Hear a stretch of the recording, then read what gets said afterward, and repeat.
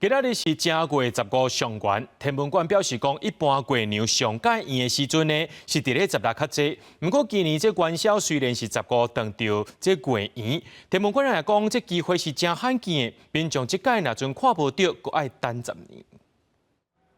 逐当旧历正月15就是元宵节，一般民众认知是讲15是过牛上圆上光的时阵，会当拿些灯花，顺续看过牛。不过天文馆就提醒，其实这是错误的，过牛上圆的时阵，多数拢是伫咧旧历16。我们有统计过，因为满月会发生的日期大概就是14号到17号，其实发生在16号的几率是最高的，大概有1半左右。那其他的就是可能是14号或15号，那只有少数会落在17号。天文馆表示，过圆会发生伫咧旧历19的几率无悬。不过幸运的是，今年元宵节拄好拄到过圆。天文馆指出，若是即届无看到，后届元宵节兼过圆的机会，就要搁等10天。元宵节元月15号那一天，然后而且呢还遇到满月。下一次的时间就是10年后。